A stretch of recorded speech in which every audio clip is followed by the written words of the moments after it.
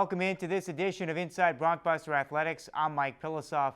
Out of all the guests that we've had, and of course no slight to them, one of the favorite guys that I deal with on a daily basis, and I'm not patronizing him by any stretch, that's Greathouse, who at one point, it's going to take me a while to get through your titles, head athletic trainer, assistant athletic director. So for time purposes, we're just going to call you the utility man, Greathouse, joining us this week on the show. Thanks, Mike. Appreciate that. For people that haven't followed your story, which, again, it's a long story because you've been here almost 30 years. You and your wife both. I think your wife just hit 30 She did hit years. 30. Yep. I'm starting this will be my 30th, and she just hit her 30th. So why athletic training? So what was the idea behind that? Well, it's kind of an interesting story. I didn't know. When I was a high school sophomore, I broke my hand in a high school football game and didn't know it. A little tiny bone in your wrist, and had it x-rayed, and at that time nobody said, hey, if it still hurts in a month, come back. And so I didn't. And so I went a year and found out a year later that I actually had it's called a non-union scaphoid fracture.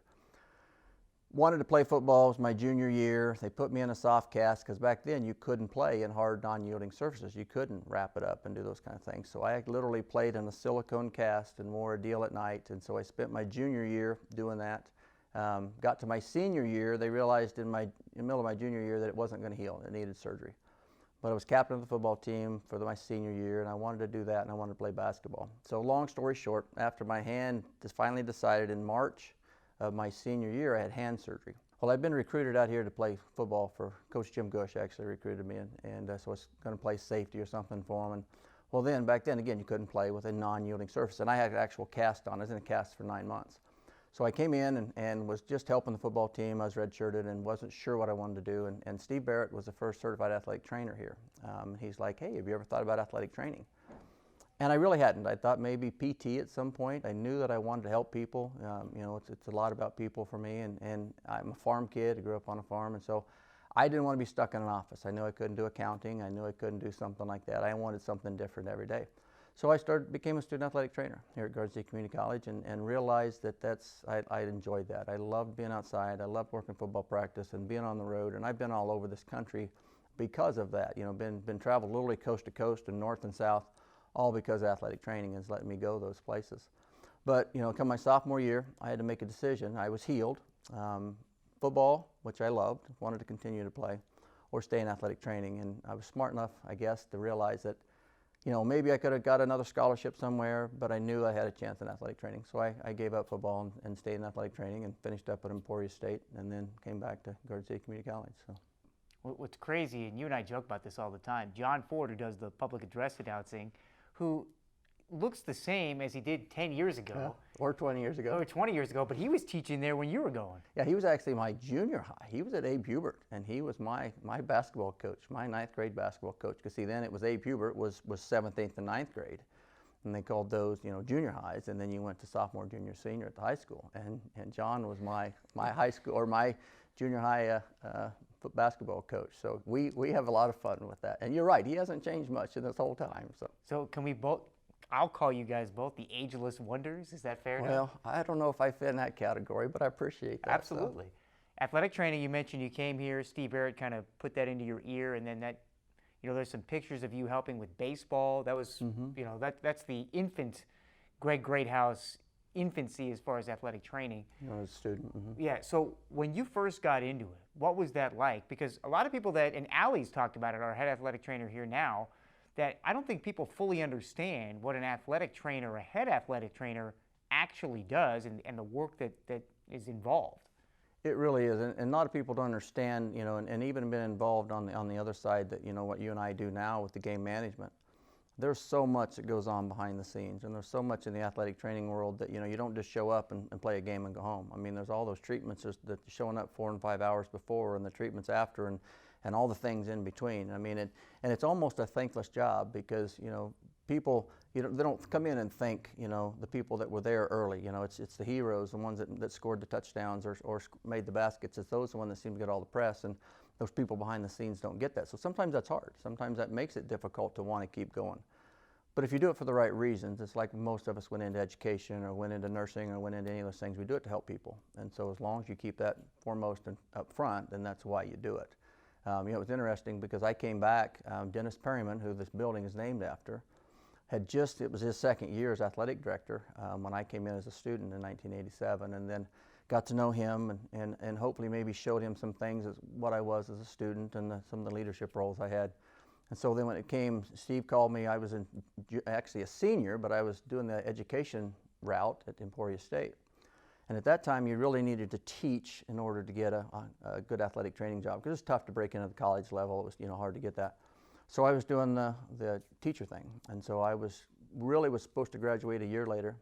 And Steve called somewhere in the middle of what ended up being my senior year and said, hey, can you get graduated? I've got it approved to get a part-time assistant back here. And I said, I don't know.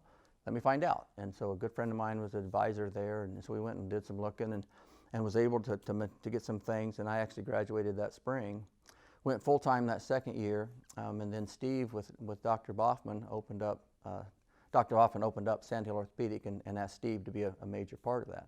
And so Steve left, and so then Dennis Perryman brought me in and said, you're my guy, can you do it? And I said yes. And so I took, I probably wasn't ready. You're never ready, and people don't understand that either. Head coach or, athletic director, whatever it is, you're not ready till you've kind of been thrown in by fire. And so, but hopefully the work ethic and the desire that I wanted, anything that my name was associated with, I wanted to be good. I wanted to make, be proud of. And so, I took it and ran, and it's been a true blessing. Almost 30 years here, so you've seen a lot of big moments. The junior college baseball team going to the World Series, because I know you're a big part of that. The Butler game, the 15 overtimes. And the Butler game at their place when it was lined, people everywhere. I had never seen a junior college or community college atmosphere like that. It was unbelievable. People at the track, stacked up on the track of that, and unbelievable. And then the whole up and down, I was completely and totally emotionally spent at the end of that game. Unbelievable. those are those experiences. I don't know how you can't even do it justice when you try to talk about it, because unless you lived it, it's just unreal. There's a moment, and the reason I even bring that up, because there's been so many moments that you've been a part of. So you've got that. There was 2016 where you and Jeff and Colin, everybody sharing an embrace after the national championship. If you could pick out your top two moments of your 30 years in athletics, what would they be? Oh boy, put me on the spot. Obviously winning the national championship was special. And it wasn't so much, it sounds funny to say it wasn't so much about the title. It was the culmination of so many years of wanting to get that. That was our third time, I think, we had played for it. And so it was my first, to win. And I wasn't involved in the athletic training quite as much, but Jeff had asked me to go along, and I felt like I contributed, helped help do those kind of things. And that would obviously be one of them. And it's hard to pick out. There's so many times that really, and they're not always stuff that's out in the limelight like that. Sometimes it's the fact that you had a kid that, struggled and you didn't know they were going to make it, and whether that was health-wise or whether that was wanting to go home because they made it, and then you see them years later in their success. They've got a family, and they've got, they're doing a business, and they turned themselves around. And so that's the blessings of it all. It's not so much, I could probably go back and find some individual times and say, oh, that was, the World Series in Grand Junction was amazing.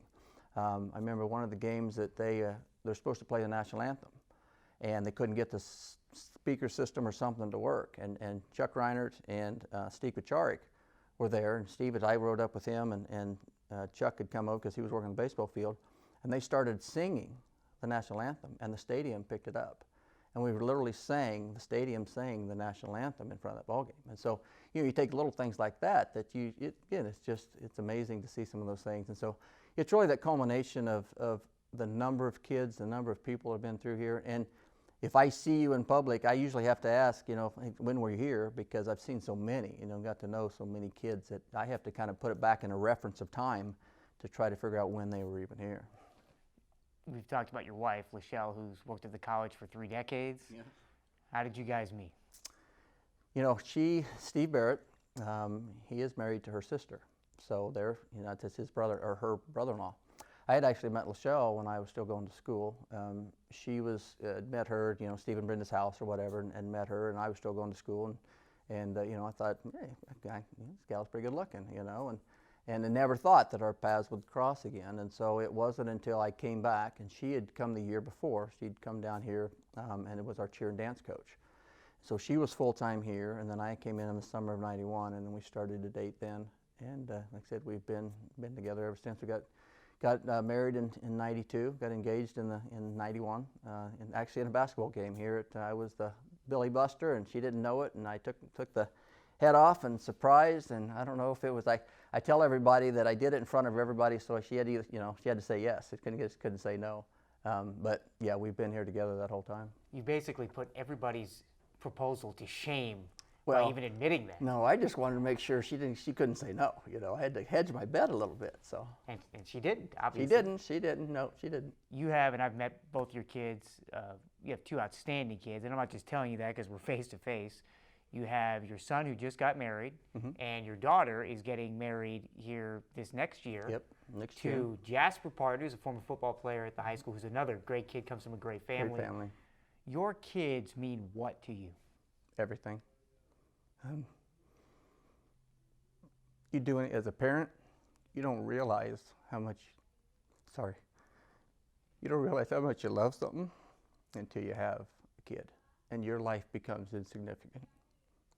You would do anything for them. I mean, my wife's the same way.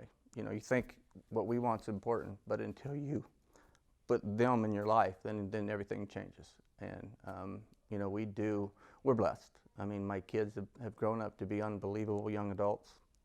My son, you talk about him being married, married a wonderful gal, love her family. And that's what we're so blessed about. Not only have our kids turned out to be what we believe is great people, great Christian people, but Austin married a beautiful, beautiful woman who is also faith so strong. And then Riley's going to marry Jasper, and same thing. And then their families is what makes that so important. Is I think that's where a lot of that comes from, is those family support systems.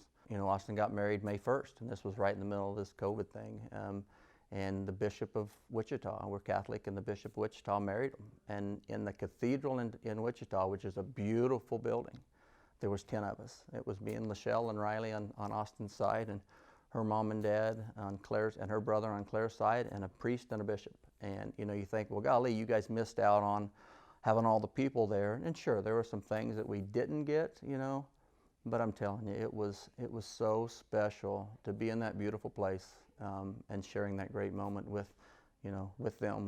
We'll never surpass that. I can definitely attest to Jasper. He's a good kid. So good kid. Covering him at the high school. Greg McVeigh, the director of athletics, asked me this a couple weeks ago, so I can't take credit for. I'm going to ask you this too, so I'm going to put you on the spot again. Because you've been here so long, everybody talks about these Mount Rushmores of everywhere.